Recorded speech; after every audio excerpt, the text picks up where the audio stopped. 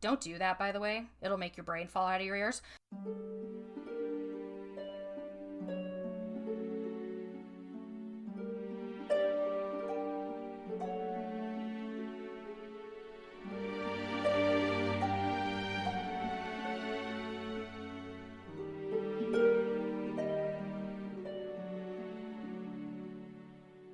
Introduce this before I lose my train of thought. I'm going to. No, I'm going to. I was just making sure she fixed her stuff.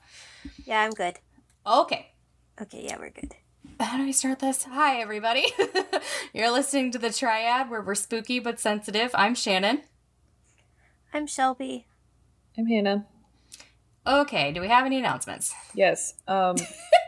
Okay, Italy. I understand that, like, you're upset at Russia, but you can't just be pulling books, banning books, like Dostoevsky, just because he was a Russian writer. He was in a gulag for a long time, and just because you're upset, I guess, bless you. Let's see, it's Italy's main university in Milan just banned teaching Fyodor Dostoevsky because he's a Russian writer. He was in a Siberian labor camp fighter. Yeah.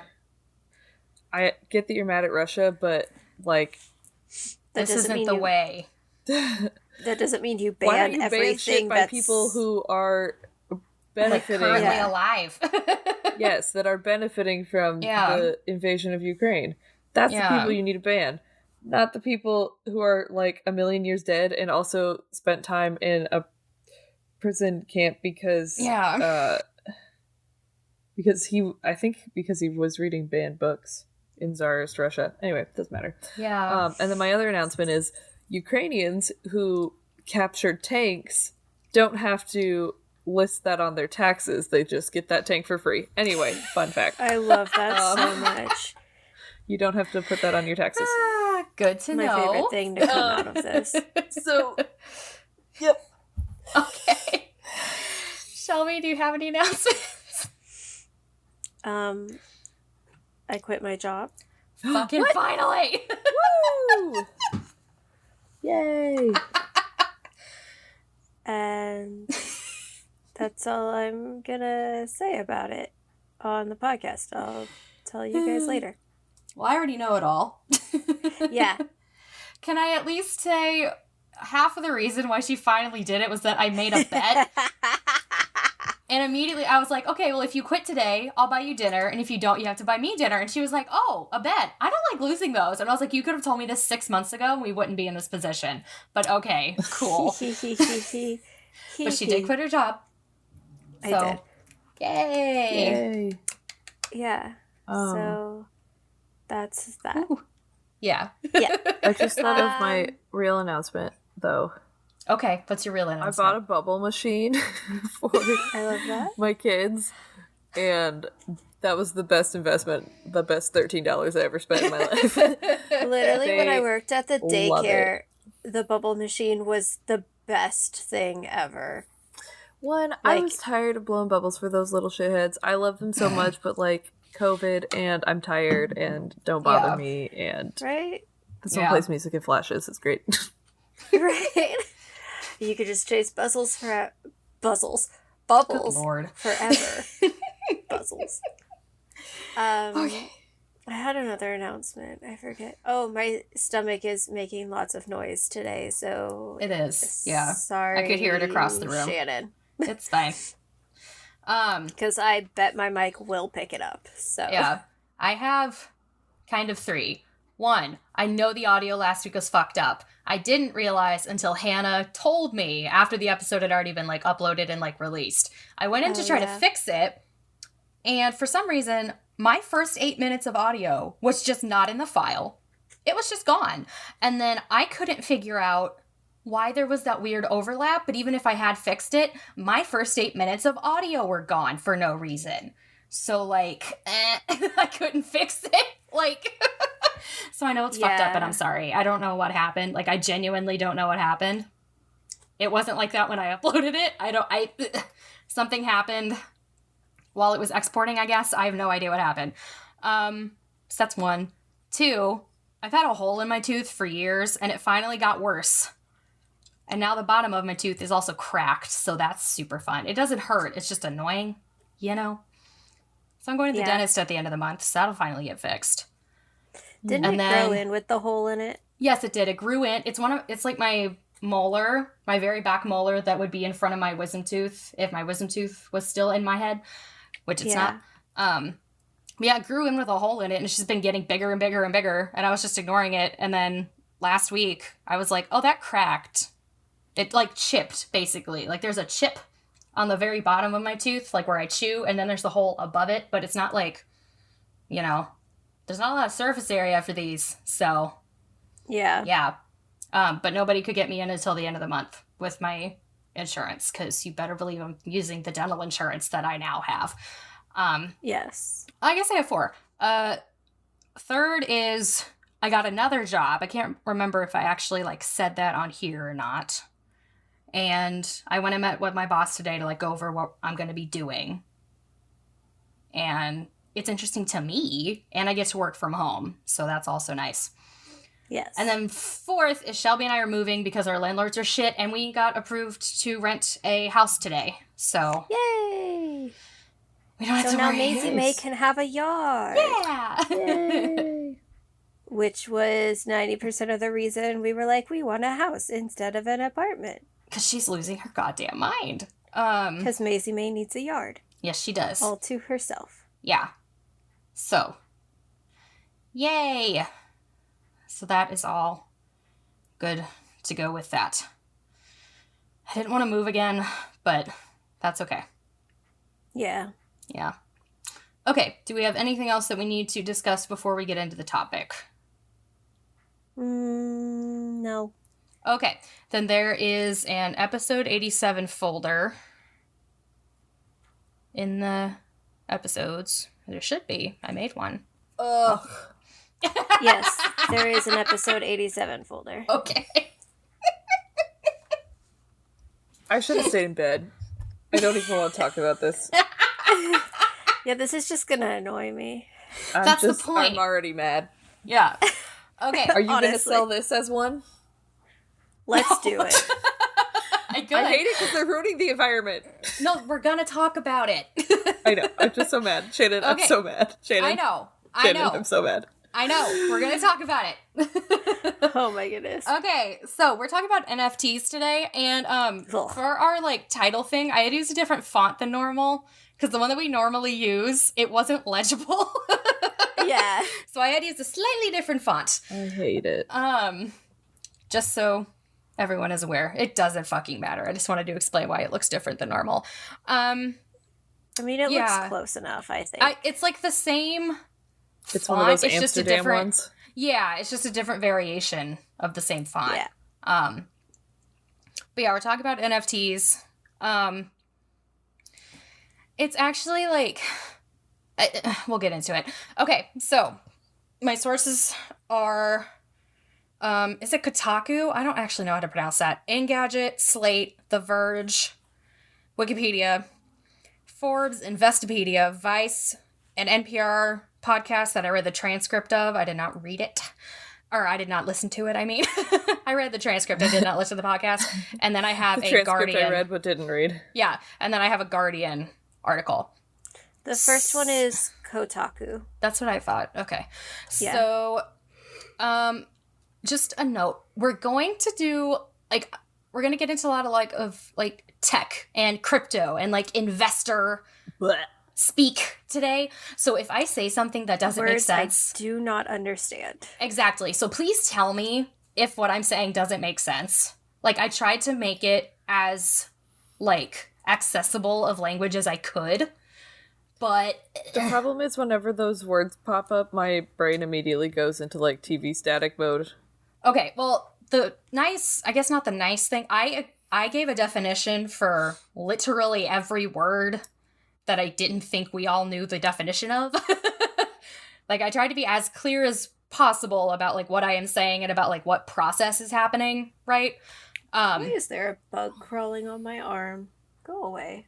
Okay, cool. I will also say, I'm not an economist. And I also think that the economy is fake and all of it is made up, which I've said on here multiple times. So if I get something wrong, it's because I think that the economy is fake and none of this matters anyway. So, also, like, as we already have kind of alluded to, this is not going to be a, like, pro NFT episode here. Like, they're fucking stupid and really harmful.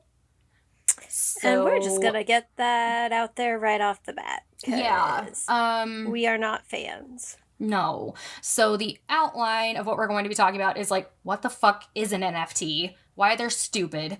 Some issues with them, which those are two distinct categories. And then the last category, like the last thing we're talking about is scandals / people being stupid about NFTs. Because like I didn't really know like how else to categorize those. Yeah. You know? So. Oh my god, I can see slide 8, and I was really hoping you were going to talk about that. Of course I'm talking about that. Oh, beautiful. Okay, Yeah, I'm excited again. I'm back in this. We're ending on that. Great. People are Okay. so fucking dumb. I'm sorry. I know. No, Anyway. I know. No, you're fine. You're fine. Okay, so also, this is related. Well, kind of. So there was an SNL skit from like 3 years ago where Pete Davidson is parodying Eminem and talking about NFTs to the tune, I guess, of Slim Shady. And it's been popping up on TikTok. So now that part, it's just been going through my head. And it's driving me fucking nuts. So I'm hoping that getting this episode done means that I don't have to get that stuck in my head anymore. Oh, I had to sing Nope, a song it's out there loud in forever. kindergarten lunch because it wouldn't get out of my head. But, like, it's so Ugh. loud in kindergarten lunch that no one could hear me, even if I was singing at full volume. Which I Yeah. wasn't, but I could have. It's been stuck in my head. I can't get it out of my head. It's driving me insane. That's okay. Okay, so, slide 2. I pulled this from one of the websites that I used as a source, but apparently I didn't care enough about the graphic source to actually put the source. I just wanted some kind of an image for this. So, what is an NFT? And again, I'm going to be using a lot of tech bro words here, so if something doesn't make sense, let me know. So, an NFT is a non-fungible token. Sounds like a dumb. disease. It does sound like a disease. So, Sounds stupid. at its core, like without all the context, an NFT is analogous to a digital collector's item, right? Okay. Which again, we're going to get into why that isn't true and how that's stupid, whatever. Like again, ignoring all the context, it is a digital collector's item, right? And so NFTs are pretty much exclusively purchased using cryptocurrency. Like I have to explain so many fucking things. And like that property of an NFT being unique is what distinguishes an NFT from cryptocurrency. So cryptocurrency is fungible in that it can be traded or exchanged for another piece of cryptocurrency that's equal to its worth, but NFTs can't. So it's money. Cryptocurrency is money, right? Like it literally is currency.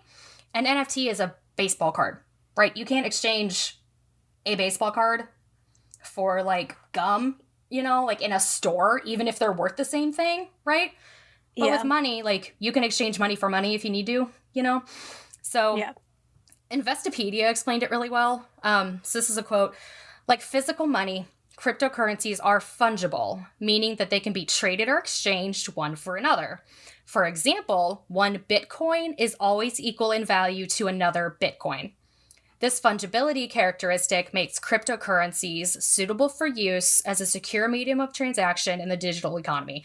That was too many words. Basically, it's digital money. It's useful for making digital purchases sometimes if you think that regular money is not good enough for that, basically. And then continuing with that quote, NFTs, I should have rewritten this paragraph because it's way overwritten, but NFTs shift the crypto paradigm by making each token unique and irreplaceable, thereby making it impossible for one NFT to be equal to another. They are digital representations of assets and have been likened to digital passports because each token contains a unique, non-transferable identity to distinguish it from other tokens. This is the only reference I've seen to it being a digital passport, so I don't think that's true. The most common comparison that I saw, which again, I'm not an expert. I did this research in a few hours, is a baseball card or some kind of collector's item, right? So basically, cryptocurrency is money, NFTs are baseball cards, and then on top of that, NFTs are pretty much exclusively purchased using cryptocurrency. Are we all with me still? Yes. Yes. Okay. And so I My spend a stomach lot is growling.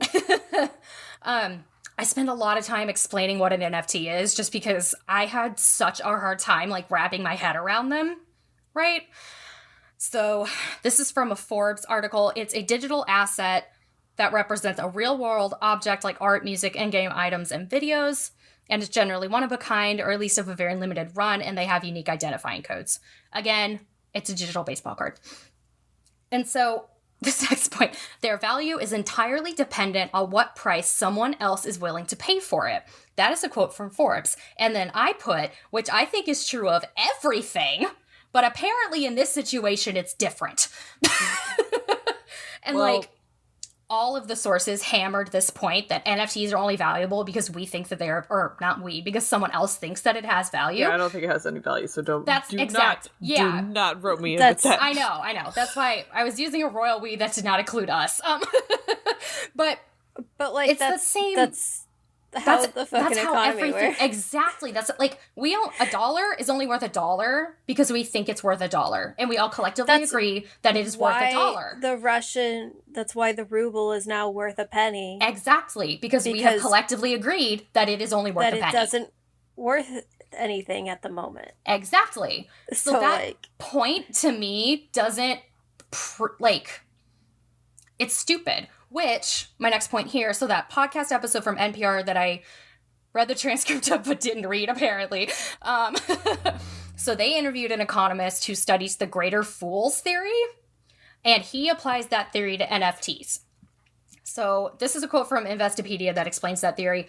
So the greater fool theory, I saw both fool and fools. I think either one is fine. So this theory argues that that prices go up because people are able to sell overpriced securities to a quote-unquote greater fool, whether or not they are overvalued. Basically, you're able to sell an item for vastly more than what it is worth because the next person thinks that it is worth that insanely high price, even if it really isn't. And so this economist, whose name is William Bernstein, he applies that theory to NFTs.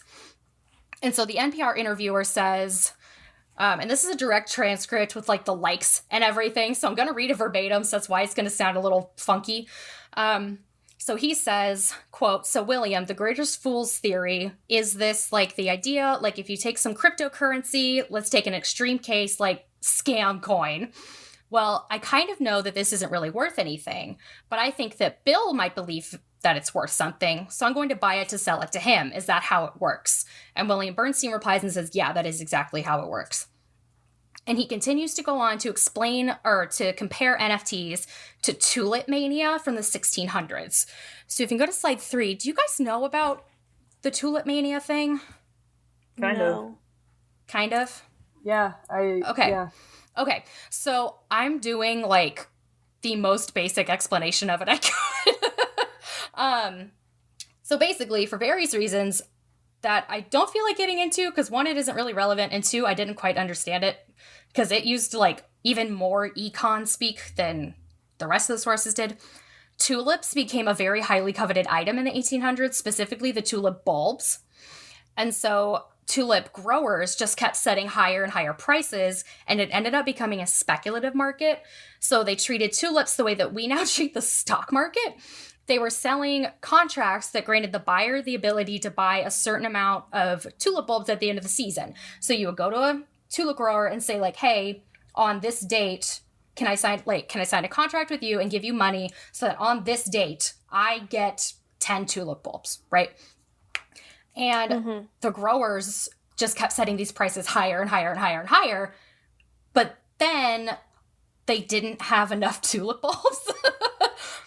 And so, like, in 1 year, it just completely collapsed. Even though the market had been going for, like, 30 years, it just wasn't as bad. It was a bubble, and it popped. And William Bernstein argues that this is what is going to happen with NFTs. Because you're not selling an actual product. You're selling a document saying that you own the product. right? Because, like, at its core, you cannot own a digital item that is on the internet. Like, you physically cannot. Like, that is not a thing that you can own.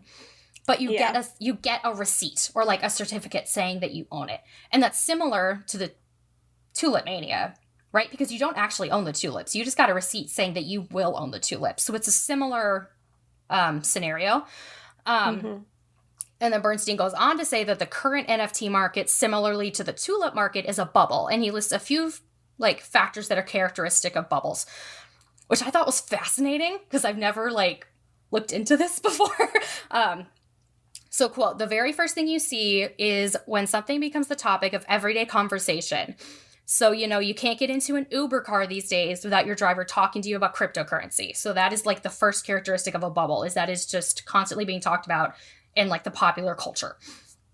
Number 2 is that when you see people quitting otherwise stable, gainful employment to trade assets, and there's descriptions of that going back to the earliest 18th century of people quitting their jobs. And that is something that happens. People quit their jobs to become cryptocurrency, NFT people. I don't know what the correct term would be. And people quit their jobs to sell tulips. Yes, ding-dongs.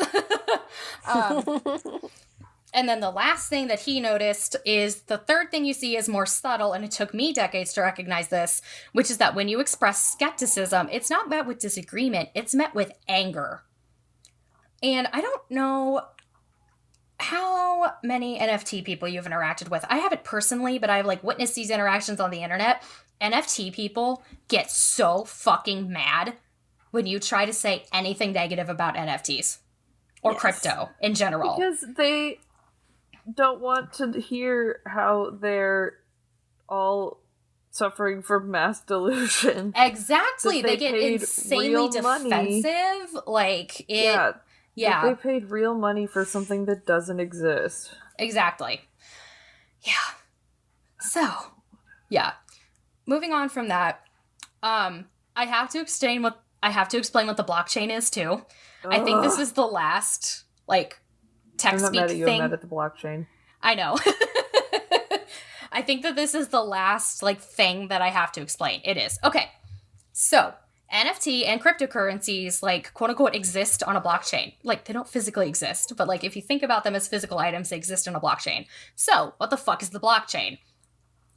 So it's not even the blockchain, it's a blockchain because there's multiple different ones. Apparently, I didn't know any of this before I did this research.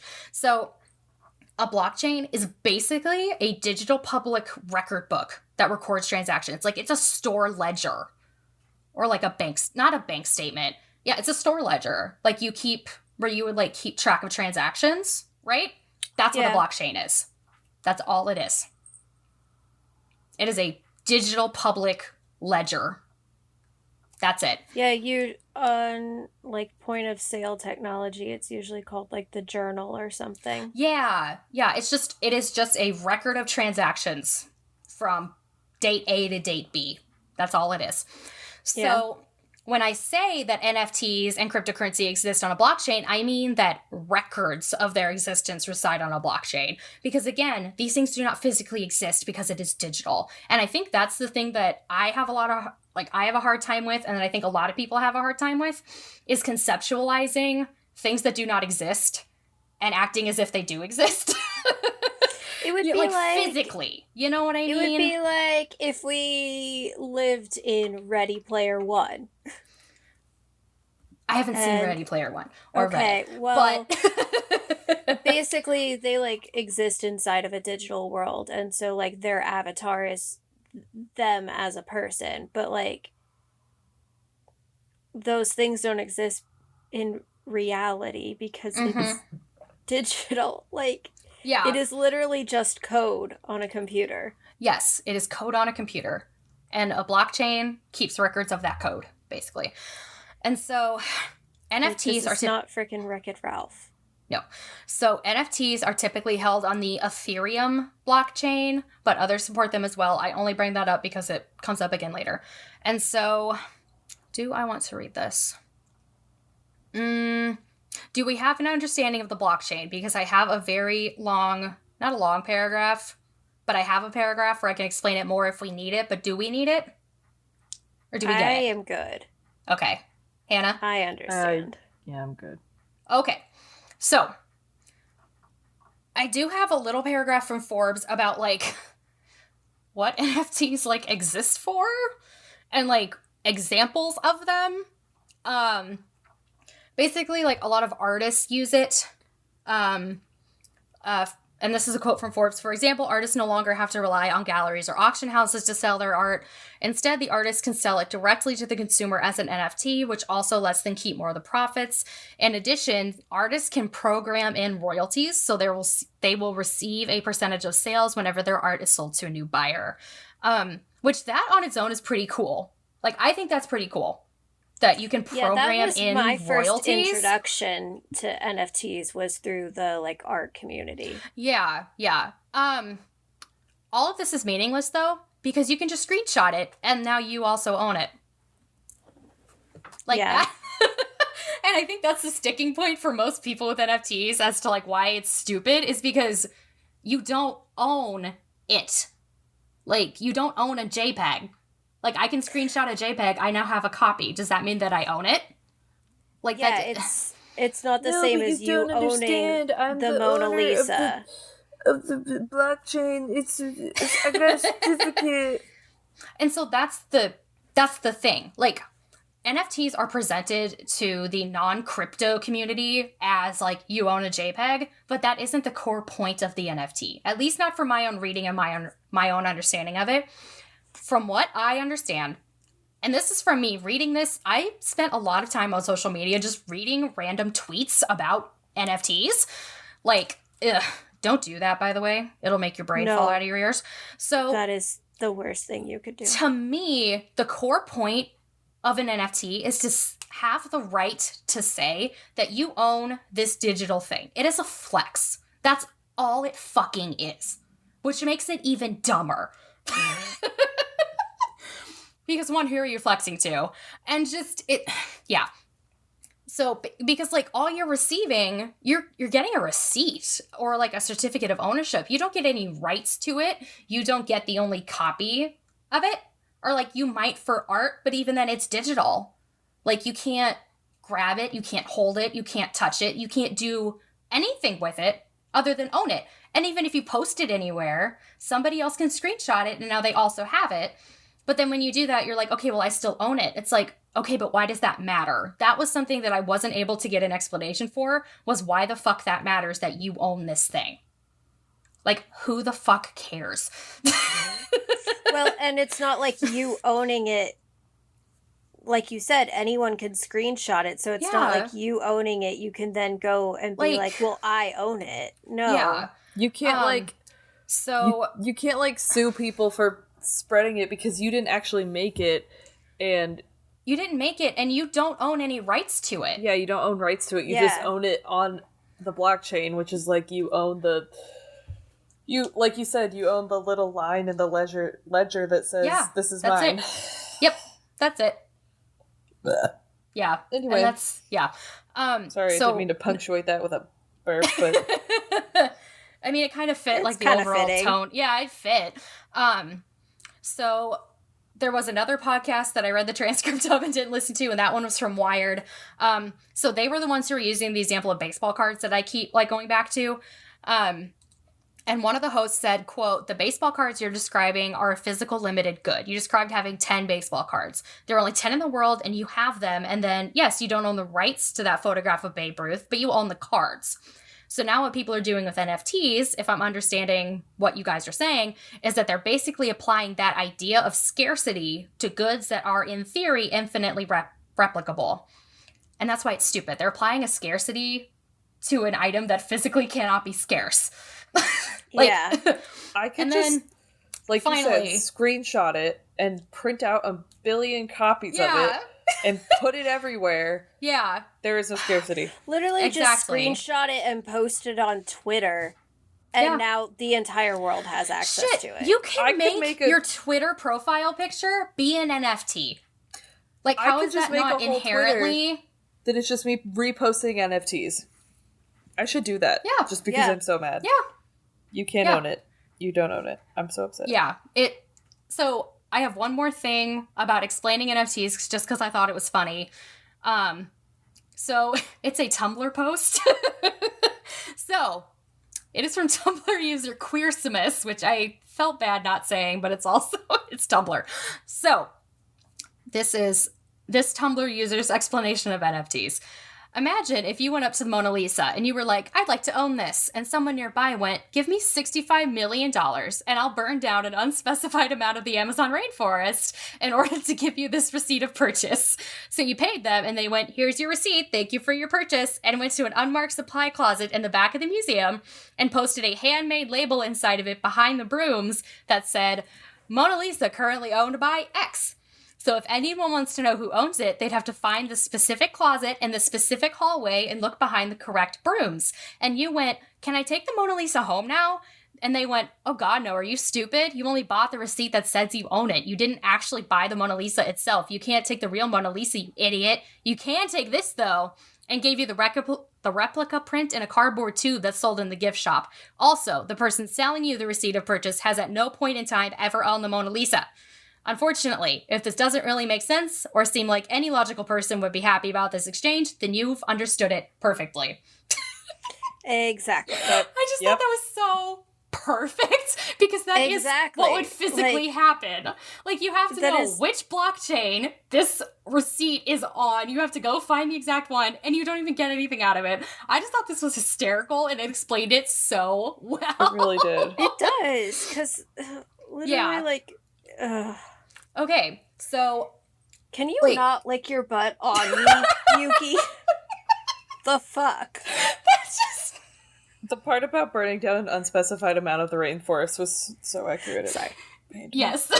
Yes. With Yuki, so I have to say what happened when Maisie sat on my foot the other week. So last week, I was laying on the couch, and Maisie was sitting on me, and her butt was right on my ankle. And all of a sudden, I could feel her butt just, like, clenched. Ew. And I just died. I was just like, buddy, I need you to move. And I've been making myself laugh over it for like 5 days because it was so fucking gross. Oh, man. Sorry. That just reminded me of that, and I have to talk about it every time I think about it. Oh, man. Yep. Also, she keeps licking my feet again, and she was licking lotion off my feet. She's done it 3 nights in a row. Yeah. She's so gross. Oh, man. Sorry. That was just funny to me. Okay. So, do we all know what an NFT is? I mean, yes. Like, conceptually, again, ignoring the context and ignoring that it's stupid. Like, do you like the fundamentals? The fact that they're not real. Yes, ignoring the fact that they're not real, do they make sense? Okay, good. I'm glad that I tried to find as many different explanations as I could so that it made sense. Whew, okay. Yeah. So now we're going to get into some of the issues with NFTs, which again are separate than scandals. Some of them are kind of scandals, but like the issues I'm talking about are like built in to like the structure of NFTs, and then the scandals are things that like humans have done that are dumb, right? So the first issue, as I've already mentioned, it's stupid because you're spending an absurd amount of money to own something that you cannot own it because it doesn't fucking exist. And so on top of that, like, the rest of this little chunk is just going to be me complaining about tech bros. Because, like, the entire culture around NFTs is stupid. And, like, as we've already kind of gotten into, just, like, crypto people, and I say people, it's crypto bros, always. Probably not, but that's, like, the more common term that gets thrown around. They get really defensive when you bring up that NFTs are kind of stupid. And some of them came up with this phrase that is supposed to denigrate non-NFT people, but it ends up just making NFT people look dumb. It's called right-clicker mentality. Have you guys heard of this? No. I kind of figured no, because let's be real, I'm on the internet way more than you guys are, and if I hadn't heard of it, I would have been kind of surprised if you had. Just kidding, I'm a Luddite. Can we just explain to everyone that I have to... I can make the posts for Instagram for my episodes, but I cannot post them on Instagram. No, she can't. I can't figure it out. Yeah. It's really hard. Yeah, it is. It's okay. Also, I called a bunch of children backwards compatible yesterday, which... Because, you know, that's like for my Xbox, that's a term, but... That's a term for lots of things. I said they're not backwards compatible because, like, we grew up with the before internet and the current internet, so we're good at both. But, like, Gen Z can't do any of that nonsense. Yeah, they can't do any of it. Old internet stuff. Or even just, like... I don't know, like a VCR? I don't know if people would... I don't know if Gen Z... I would hope they would be able to figure out a VCR. I would hope. But I doubt it. Like, I don't know. I watched a video of two kids... Not that they need to. No, like, not that they need to. And that isn't their fault. No, but I watched a video of two kids trying to open a cassette tape. Yeah. Not even like the actual tape itself, just the container. You know the... Oh dear. Because you know how it clicks back a certain way? Yeah. Yeah. Oh dear. Figure it out. That's bad. So sad. Which, like, I get it because, like, I know that my mom has had students where she's had to explain, like, why we say hang up the phone as opposed to, like, and stuff like that. Yeah. But, like, my sister, when she was little in my grandpa's barn, they had a rotary phone. And she stared at it because my grandpa said, like, oh, call the house. And my sister stared at the phone and was like, what do you mean these aren't buttons? So, like, it's just as technology progresses. I mean, that's just how it is. But, it's definitely, different generations have access to different pieces of technology. It's just that the technology boom within our generation was, like, we were in the thick of it, of, like, going from, like, basic technology to, like, what we have now. Like, everything is digital. Yeah. Oh, man. But yeah, Hannah's a Luddite. There's an achievement in the game that Thomas and I play. It's that game where I got to play with Wojtek. There's also an online version, so of course we also play that one. And it's called Luddite, and I want to get it so bad. Yeah, Hannah can figure out an Xbox, but anything beyond that is too hard. Not gonna happen. I can't even figure out an Xbox. I was trying to... That's true, you can't. I was trying to figure out an Xbox game from 2009, and it just was not happening the other day. I'm one of those people who could be good at technology, and I used to be, like, back when I cared. But now I just don't. So I'm the IT guy for 10 different individual households.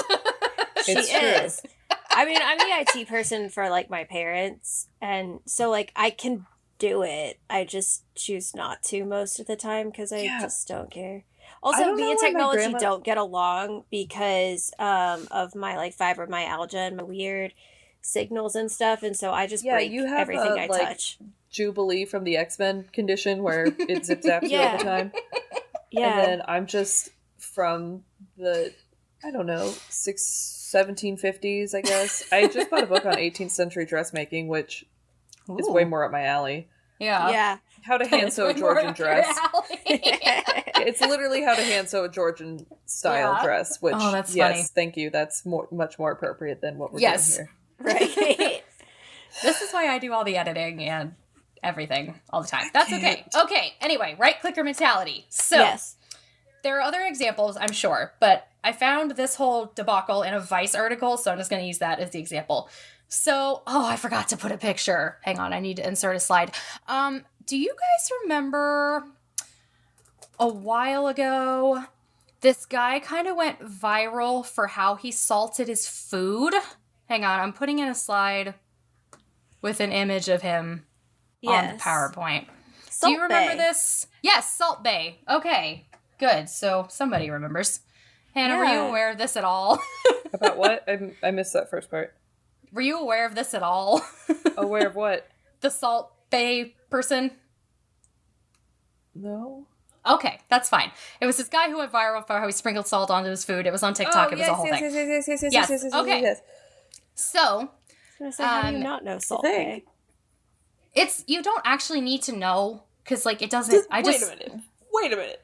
What? Are you going to tell me that someone bought an NFT of this person? No. Okay. No, that's not where I'm going with this. No. Okay. Okay, so he owns restaurants. He's a professional chef. One of his dishes is a gold encrusted steak that costs like $2,000. Okay. Jesus Christ. So there are videos online, like on YouTube, of how to make the exact same dish for yourself for about like $90. And like there's a lot of these. Like there's a lot of videos like this where it's like, oh, there's like this really expensive meal. Like here's a YouTube video on how to make it for a lot cheaper, It's but it'll literally taste like just basically a the same. DIY video. Like, Yeah, exactly. you could pay someone to come in and renovate your home, or you could build your own bed frame. Like, yeah, it's a similar thing. So this dum-dum on Twitter screenshotted an article that like was talking about this YouTube video, and this one uses British pound sterling, so it's 65 pounds, but it's $90. So if you go to slide 5, this is the tweet. I will just read it as well. So, and then this is a quote from that Vice article. So, quote, "This is a great example of right-clicker mentality," Midwit Millhouse said on Twitter. Side note, y'all, can we quit with this? Because I hate having to read words like this in normal conversation. So, anyway, continuing with the tweet. Sure, you can make your own gold-coated steak for 65 pounds, but then you don't have the satisfaction, flex, clout that comes from having eaten at Salt Bay's restaurant. That's the most 2020 fucking sentence I've ever heard in my entire goddamn life, by the way. Jesus Christ. It's disgusting. The value is not in the cost of the steak. Go ahead, make yourself a gold-coated steak at home. Post a picture of it on Instagram, see how much clout it gets you. Salt Bay's dish costs around £1,500 because people want to pay £1,500 to show off that they can afford to pay that much. It's all about the flex, end quote.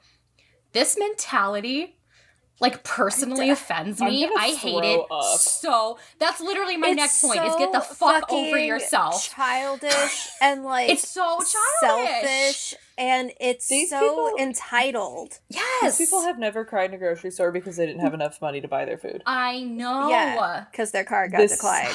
Like, yeah. It makes me so... Like, shut the fuck up. Like, my next point is get the fuck over yourself. You're not flexing because you were dumb enough to buy a $2,000 steak instead of making it yourself for a fraction of the cost. Also, like that is financially if you have enough money a to stupid spend $2,000 on a steak when you can just make steak at home or buy a $20 steak from frickin' like Longhorn, then like steak is steak. It's yes, there are better cuts of meat, but it's steak. Like if you were in the tax bracket that this is something that you can do, that's fine. Do it. But, like, if other people want to make it for cheaper, don't tell them that they're missing the point of doing this. Because that isn't, like, even if that is the point of doing this, that is you're not morally inferior because you don't buy into it. Yeah. Like, that isn't, it's just so fucking stupid.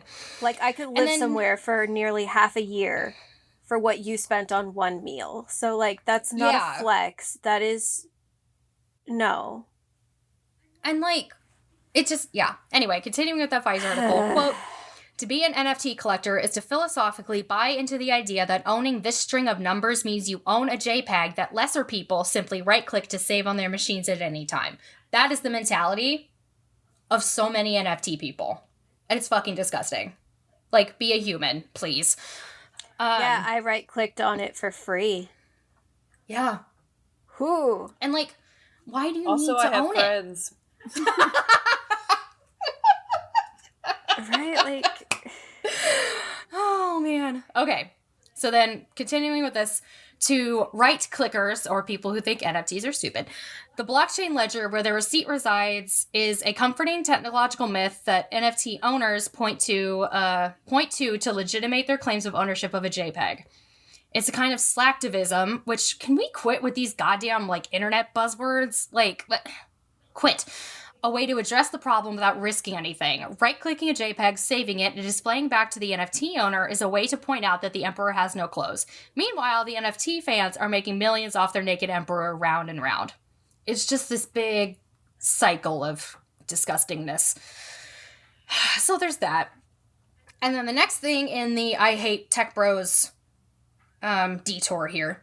I found this article from The Guardian I wasn't, like, this came up, this was posted after I had already finished my research, but it came up in my Google News because, like, I was researching this, and Google, like, curates your news on the little tab to fit your previous searches and stuff. And, like, I had to include it, but I didn't know, like, where else to put it in the PowerPoint, so, or, like, in the episode even, so, like, we're going to talk about it here. So, it is a Guardian article that came out on February 28th of 2022, so, like, a week, not even a week ago. Or no, like, earlier this week, because there's only 28 days in February. Good lord, this came out on Monday, basically. The title is, What Did I Just Buy? I Tried to Use New York's First NFT Vending Machine. So if you go to slide 6, this is the NFT vending machine. So the next part of this is basically going to mean, it's going to be me reading this article to you. So the author... to vomit. I can't believe I woke up from a perfectly good nap for this. No, it wasn't perfectly good. It was incredible. I'm sorry. Okay, so just wait till I actually get into this. You guys' heads are gonna fucking explode. So the author is this guy named Wilfred Chan. He found out about an NFT vending machine in Manhattan. I don't know why. And I think he's like a staff writer for The Guardian, so he got permission from his bosses to use Guardian money to buy something from it, and then wrote the article about the vending machine owner. So this is a little out of order from the actual article, but it fit better.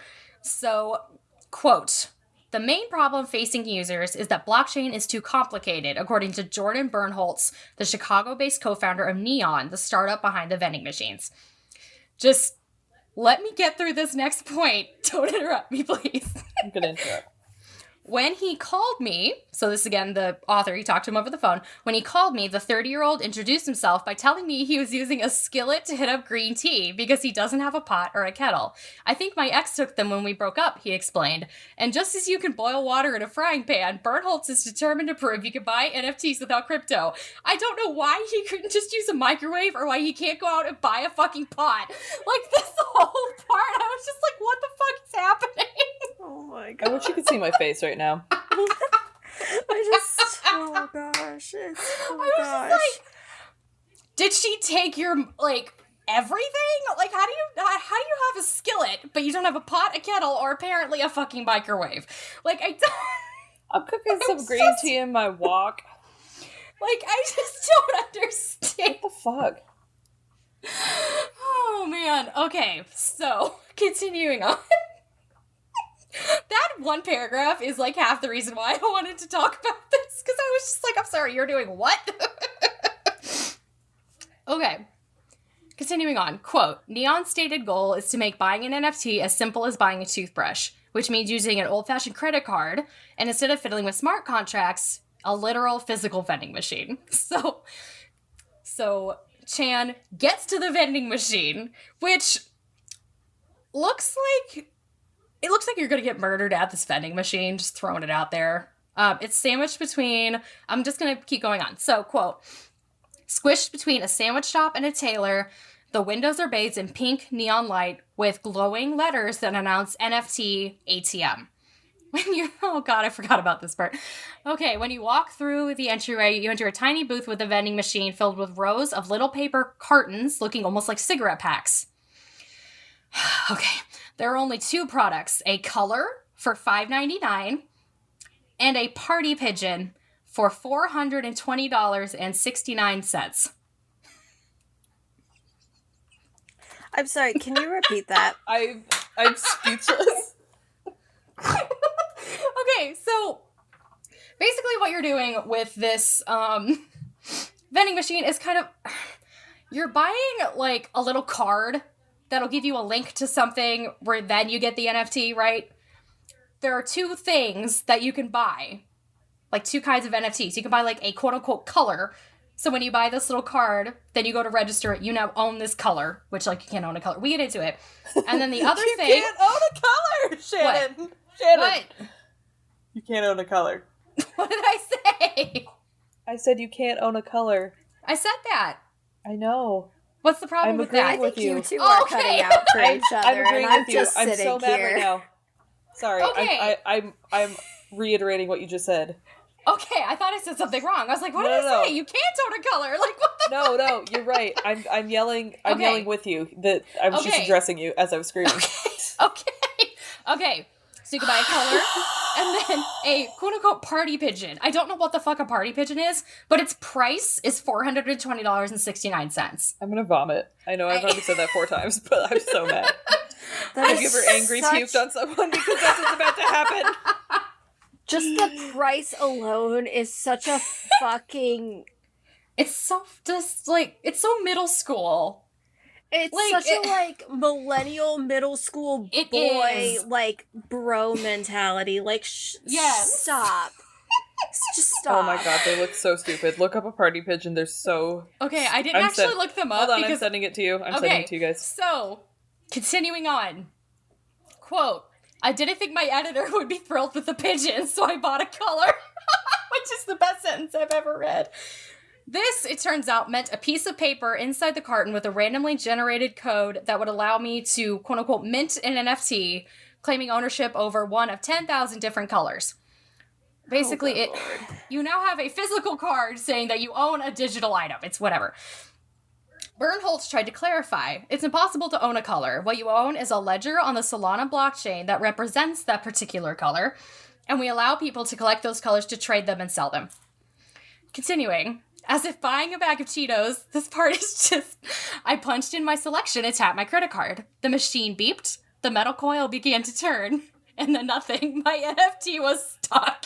Oh my god. I banged on the glass, but it refused to drop. I noticed 2 security cameras watching me and felt self-conscious. Was I the first person in the world to lose money while physically buying an NFT? So, again, continuing, without other options, I bought another one to push the first one off. I hate everything. No. Now I had the first one, but the second one wouldn't drop. No! I didn't want to keep buying them, so I left the second one there. I knew in my heart that I owned it, but I had no real way to prove it. That's so fucking... Shannon! Why do you do this to me? Oh my god! This is the most hysterical thing. Okay, hang on. So he told Bernholtz what happened. And he's sorry, I'm like sobbing. Oh my god, this is like just the funniest fucking thing I've ever read. Okay, so I told Neon's co-founder what happened. That sucks, I'm so sorry. He said vending machines remain, not perfect. Okay, he offered to send me a refund if I sent him an email with the approximate time I made the purchase and the last 4 digits of my credit card number. I began wondering if crypto would have been easier. And then, there's more problems. There was another snag when I redeemed my prize. I scanned my QR code, which directed me to a website and told me to create an account in the Neon Marketplace. Then I had to enter a 12-digit sequence on my little slip of paper to mint my NFT. But instead of getting a color, and like the colors are based on the hex code, which is like that 6-digit code that designers use, right? Mm-hmm. Instead of getting a color, I got a 5-digit string that resulted in a blank square. So he didn't even get the color because the card was misprinted.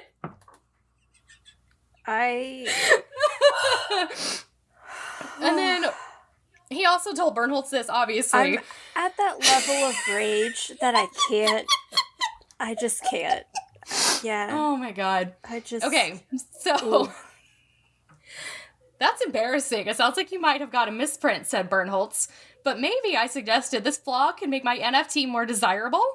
Yeah, perhaps future generations will look upon your error in the same way they look to, numismatic errors with joy, he offered. I had to Google that word. Because I've never seen that word before. It's numismatic. It means the study or collection of currency, including coin, tokens, paper money, metals, and related objects. I'm not sure how that relates to this, Is but it bad okay, that Bernholtz. I knew what that was? I did not know what that meant. Anyway. Can you repeat that? What?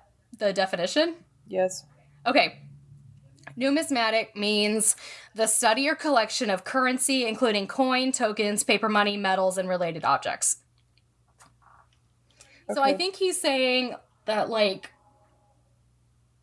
I don't even know what the fuck he's saying. Because, like, I can't even think of an instance where those two things are comparable. Because, like, if you get a misprinted baseball card, like, sometimes those things like that become collector's items. If you get misprinted money, nothing happens. You can still use the money. You know? Like, I don't understand. Anyway, the idea is that the machines will attract enough attention to turn Neon into a bustling platform. Like, people having fun collecting things, showing off their taste, flexing, and connecting with other people online. That's awesome. It makes me happy. I get up every morning excited to talk to artists who want to sell on Neon, and that's from Bernholtz. And then Chan concludes his article by saying, I wasn't sure who I could flex to, though. Excuse me. As I lingered outside the ATM for about half an hour after my purchase, on a busy street during lunch hour in Manhattan's financial district, hundreds of people walked by, but only one other person stopped to look at the booth. Oh my God, he said, snapping a picture on his cell phone. I approached him and asked if he owned any NFTs. A few, he replied, but he was already walking down the street. So, I discussed this as one, it made me crack up laughing, obviously. And two, this is such a perfect example of what happens when you give tech bros startup money and no supervision whatsoever. Right? And also, why the fuck? Like, why wouldn't he just buy a fucking microwave? Like, he's making NFT vending machines, but doesn't have the thought of, like, maybe I could buy a microwave to heat up my tea after my girlfriend took all the pots. Like, just buy a fucking pot. They're like $5 and a 10. Yeah, it just. I just thought that was hysterical. Okay. Okay, I'm over it. And it was written so well. Like, I was just dying, clearly. I just love the part where he's like, I bought my NFT, but I had no one to flex to.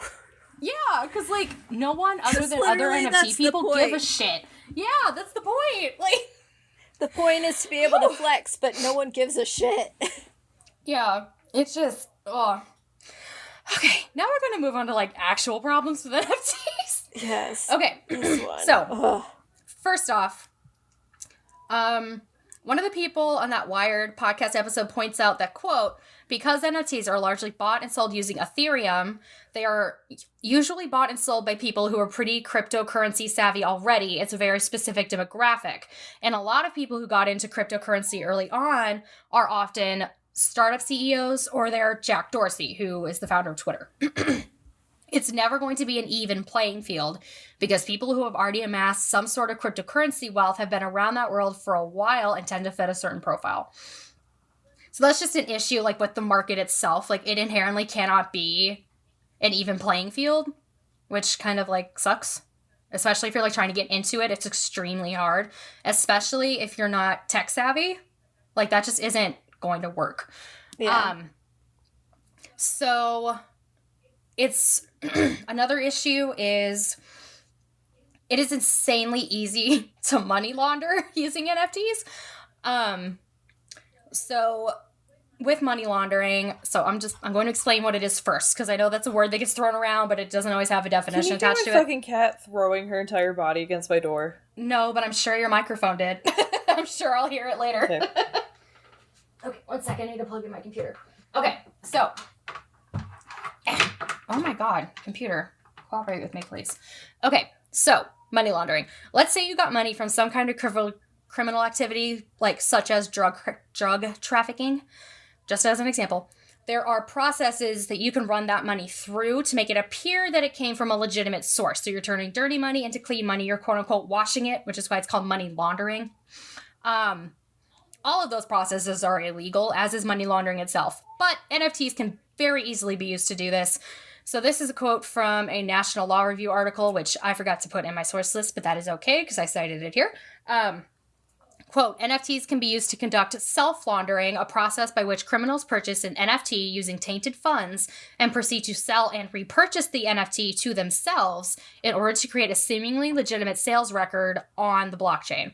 The criminal then sells the washed NFT to an unrelated party and receives untainted funds in return. On top of this, NFTs are purchased and held anonymously. Your actual identity does not have to be tied to your NFT purchase if you don't want it to be. And so continuing with that National Law Review article, an NFT collector must have a crypto wallet to buy and hold an NFT. It's just an account. I don't know why they don't just use regular fucking words. Anyway, most crypto wallets are anonymous, and the only information that is publicly revealed is the wallet address, which, again, it all exists digitally. Basically, you can buy and sell NFTs anonymously. The default, I don't even know if you have the option to buy them and sell them non-anonymously. That makes it extremely easy to do some illegal shit using crypto and NFTs. Yeah. And just as an example, on February 8th of 2022, 2 individuals were arrested for alleged conspiracy to launder $4.6 billion in stolen crypto, some of which included NFTs. So, this isn't a theoretical problem. Like, this has happened. Yeah. Multiple times, I'm sure. Mm. Yeah, so now we're going to get on to the environmental impacts, which I knew that crypto was a big environmental problem, but I didn't actually know why, because, I don't understand. This gets into it pretty well. So, blockchain and crypto and all of this has a huge carbon footprint. And this is because of the process of cryptocurrency mining. So this part is all from Investopedia, and this whole thing is so fucking stupid. So just stick with me. So Bitcoin mining, and Bitcoin is a cryptocurrency. Bitcoin mining is the process by which new Bitcoins are entered into circulation. So basically, the US Treasury makes physical dollar bills, right? Blockchain mining is essentially creating more instances of Bitcoin. So therefore there's more Bitcoin to circulate. Does that make sense? Mm-hmm. Yes. Yeah. If you think about it too hard, it stops making sense. Just on the surface, this is their way of printing money, is to quote unquote mine it. It is also the way the network confirms new transactions and is a critical component of the blockchain ledger's maintenance and development. So it's this core component of crypto and Bitcoin and all of this is this mining process. So, the Cambridge Bitcoin Electricity Consumption Index, because apparently that's an index that we have now, indicates that Bitcoin, the most widely mined cryptocurrency network, uses 122.87 terawatt hours of electricity every year, more than the Netherlands, Argentina, or the United Arab Emirates. Jesus Christ. Just to mine it. Maybe not just to mine it. The network as a whole uses more electricity than 3 decently sized countries. Continuing on with that. According to Digiconomist, a cryptocurrency analytics site, a single Bitcoin block, so one Bitcoin, one coin, right, may consume more than 2,000 kilowatt hours of electricity to be mined, which equals the amount of power consumed by the average American household over 72.2 days. So the amount of energy it takes to create one instance of a Bitcoin is the same that most American households use in 2 and a bit months. There's more. I have 3 more stats like this. It's horrible. This makes me so sick. Oh my god. This is why the rainforest is dead. This is why we're dying. This is why. Yeah. This is stupid. I'm so done. Oh, I know. Shannon. I know. I got 3 more little stats to get through. We're almost done with the episode. We're already an hour in. I'm so bad. We're almost done with the episode. Talk about dude. Okay. This is short for one of my episodes. I know. Let's be real here. So, the Ethereum network, which is what is used to host NFTs, is estimated to use 99.6 terawatt hours of electricity per year, which is more than is required by the Philippines or Belgium. Holy According shit. to Digiconomist, Bitcoin mining generates about 96 million tons of carbon dioxide emissions each year, equal to the amounts generated by some small countries. Mining for Ethereum produces more than 47 million tons of carbon dioxide emissions annually. And finally, researchers at the University of Cambridge report that most Bitcoin mining, around 35% in 2021, takes place in the US. The US gets most of its electricity by burning fossil fuels.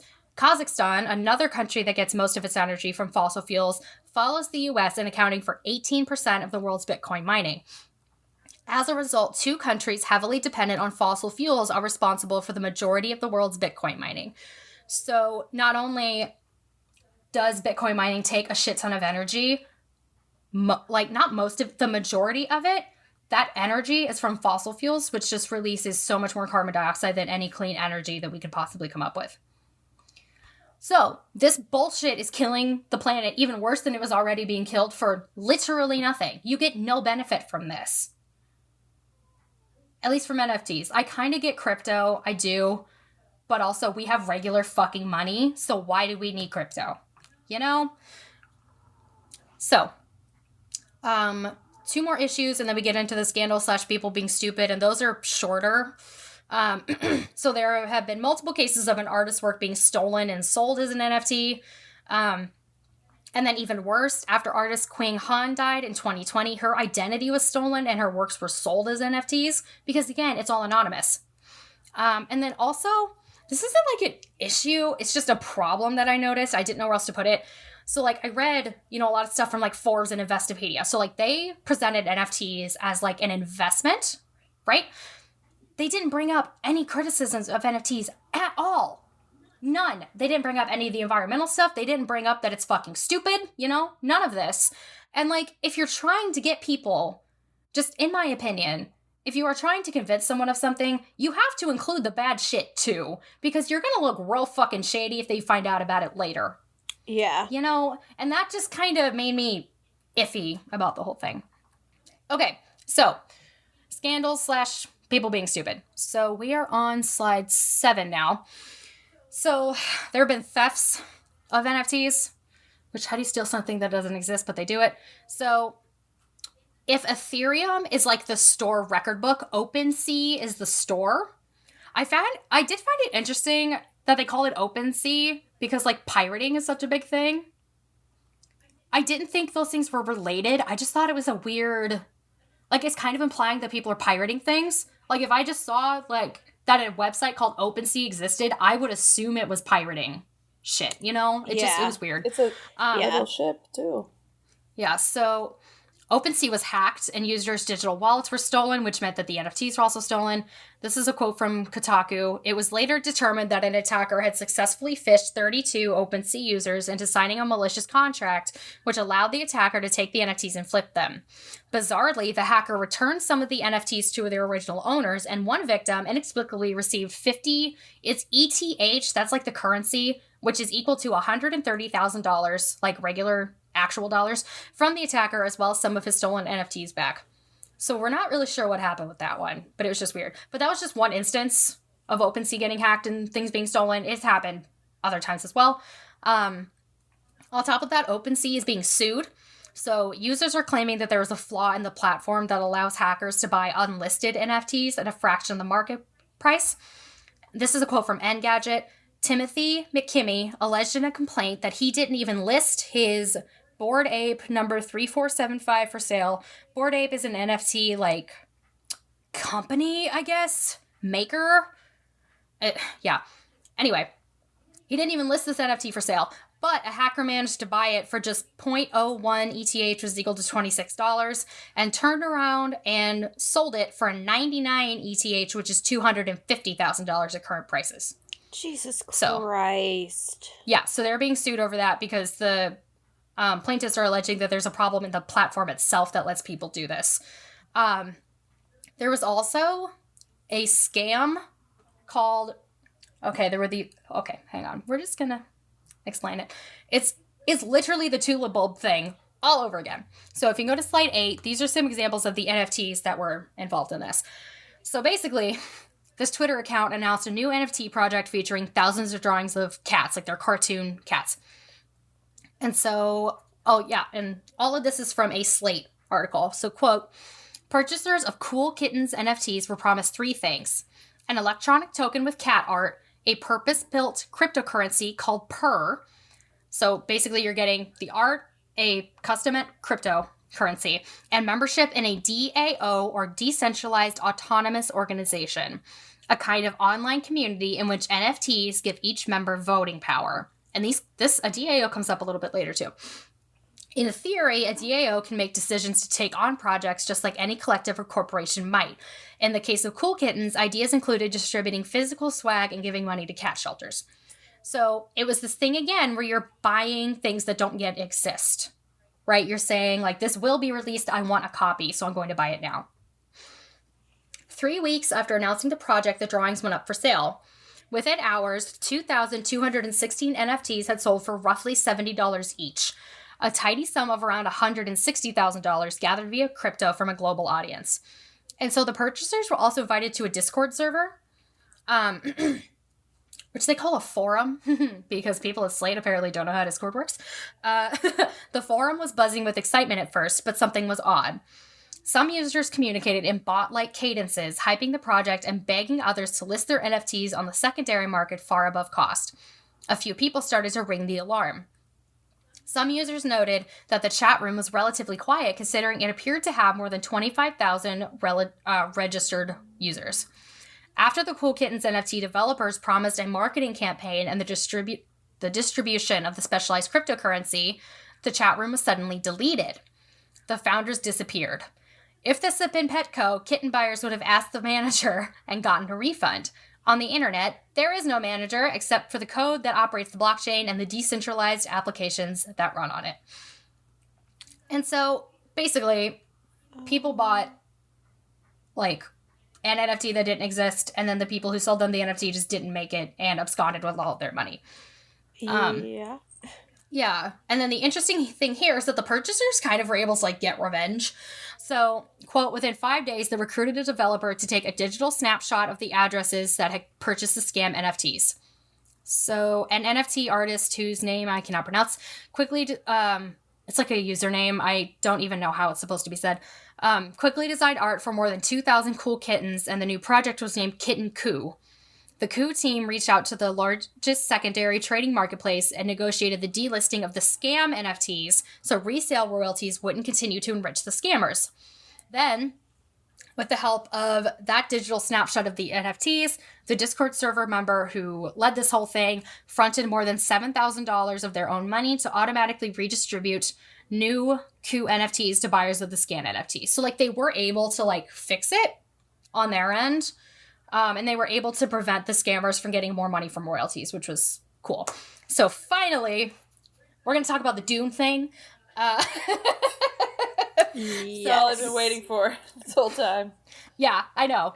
And this is the last thing we're going to talk about. So in January of 2022, news broke that a group of crypto investors called Spice DAO had purchased a rare adaptation of Dune, the book, not the movie. And so if you go to the next slide, on slide 9, this is the book.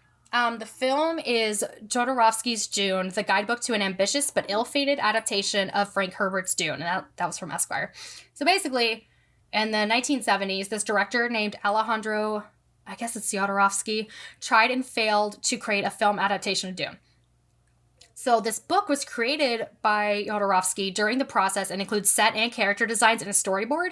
And it's estimated that, like, at most 20 copies of this book exist in the world. So, like, it's rare. And so if you like Dune a lot, this would be a really cool thing for you to buy.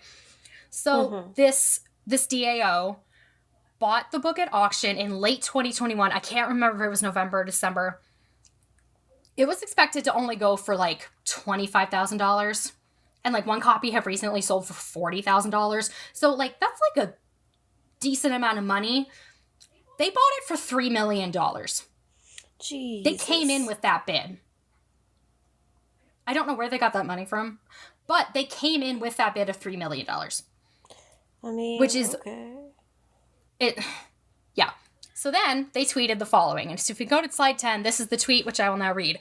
So, which they use euros, so the numbers are a little bit different, but it's roughly equal to $3 million. Quote, "We won the auction for 2.66 million euro. Now our mission is to 1. Make the book public to the extent permitted by law. 2, produce an original animated limited series inspired by the book and sell it to a streaming service. 3, support derivative projects from the community. Also, this is not on the tweet, but I read it other places. They supposedly wanted to burn the book so that the book only existed digitally. Okay, so I know you guys are not lawyers and did not go to law school. Do you see any problems with their mission statement here? Yeah, all of it. All of it. Okay. Literally every part. You don't So, own what? You don't own the rights to the book or the content within the book. Yes, they do not own the copyright, and they do not have a license to do any of these things with the copyright. You don't. Okay, yeah, just all of it. Just all of it. Yeah. So yeah, they don't own the copyright. They do not they don't have a license to do any of these things. Legally, they cannot produce an original animated limited series inspired by the book and sell it to a streaming service. That would be a copyright violation. They cannot support derivative projects from the community if those projects make money, because that would also be a violation of the copyright. Also, for point 1, the book is already free and available online, so point 1 has already been achieved. Yeah. So that's useless as well. You can't make something that is already public. Yeah, it's just, they clearly didn't actually look into this that much, because if you did for 2 minutes, not even, you would know that you could find this freely available online. And so I found a Verge article about all this that kind of ticked me off, so we're going to talk about it right now. So, because this Verge article was trying to say that actually these guys aren't as dumb and wrong as you think, but the points that the author makes is they're dumb and wrong. So, no. So, quote, Spice DAO outlined its future plans in an inaugural governance proposal that was approved by 95% of token-holding voters. So everybody agreed to do this. In addition to electing a 4-person core management team... Dumb. Yes, it commits the DAO to a set of 4 goals between January and March of 2022. So this is where we get their goals, right? So gain a physical custody of Jodorowsky's Dune book by arranging shipping and storage, scan every page of the book, hire a social media agency, and present a film treatment and budget by Robo Ridge Productions for the original animated limited series inspired by the book for a community vote. The series was previously announced in December. On Twitter, Spice DAO noted that it planned to sell it to a streaming service in the long term. They legally can't do that. No shit. But continuing on, this is literally the next paragraph. Gizmodo, the Next Web, and some Twitter critics have interpreted all of this as Spice DAO believing that they've acquired the rights to, quote, make their own Dune. But as Gizmodo notes, the group has acknowledged that they don't own the intellectual property behind Dune, and the term original typically refers to something that's not officially part of an existing IP franchise. IP is intellectual property. In other words, it sounds like the script team wants to follow in the footsteps of Jodorowsky, who reworked several of his additions to Frank Herbert's Dune novel into an original comic series called I don't know if it's NCAL, I suppose. As Spice DAO has put it, while we do not own the IP to Frank Herbert's masterpiece, we are uniquely positioned with the opportunity to create our own addition to the genre as an homage to the giants who came before us. The thing is, Jodorowsky had the film rights to Dune. He had the right to do this. Verge doesn't mention this at all. And even if, they can't... So, Verge is basically trying to say that because Spice DAO is saying it's, inspired by Dune, it's okay. It's not. Because if it is too close to Dune, they're gonna get fucking sued. Yeah. So, there's that. Because they don't own the right to Dune. Because they don't own the right to Dune. And then this last part, quote, but lots of creative projects start with artists building on a favorite book or movie, whether or not they use systems like a DAO. Oh my god. You Hang can't on. say that. Wait, Shannon. What? You can't say that and then go ahead and make something that's a Dune knockoff, because then everyone's going to be like, you literally said that you were making a Dune knockoff. Yeah, that too. There's intent in there. You have stated your intent to create a derivative project from Dune. So if you create anything that is remotely similar to Dune, you're going to get your ass handed to you in court. So finally, lots of creative projects start with artists building on a favorite book or movie. Let's not encourage the all too common assumption that people can only do this if they buy permission, even if the people we're talking about are crypto bros. That's not an assumption. That is the law. You cannot do this unless you have permission. That's not an assumption. You fucking moron. Ugh. That article just really pissed me off. And anyway, that's NFTs. I'm so bad. I'm sorry. That article just really pissed me off because he was basically like, they're not that dumb. And I'm like, no, you think that because you're also dumb. You only think they're not stupid because you are also stupid. Oh, man. Okay. I feel like I covered everything I wanted to cover. Any questions? Comments? No. Yes, many, but I'm gonna... None that are nice. And I should be good. Are you going to curse me for waking you from your nap for this? No. That didn't sound confident. No, it did not. That sounded like you were lying to me, but that's okay. It's too windy to go start a fire outside and burn you in effigy, so you're that's off the hook fair. Today. Okay, cool. Great. I'll be on the lookout for phantom pains in my kidneys for when you make a voodoo doll of me. Oh, I could knit a little one. That'd be so cute. You could. That would be adorable. You have a week. We'll be there. Yeah. Okay. You've got like 10 days, and then we'll be there. Yeah. Okay. Our ending is that we have no ending. Long live the Emperor, and don't buy an NFT. Don't be dumb. Don't be dumb. Stupid. Okay. Goodbye, everybody. You don't own Dune. Thanks for listening to The Triad. Our music is by Scott Buckley. Our audio is recorded by our sound engineers, Craig Bott and Audrey Credo. If you like the show, please rate, review, and subscribe on Apple Podcasts, Spotify, or wherever you get your podcasts. You can also follow us on social media. We're on Instagram, YouTube, and Tumblr as The Triad Podcast. We're also on Patreon as The Triad. Currently, all Patreon funds will go towards the cost of hosting the show. Each tier has its own rewards, but every patron receives our undying gratitude. Do you have comments, questions, or stories? Email us at thetriadpod@gmail.com. And thank you again for listening to The Triad, where we're spooky but sensitive.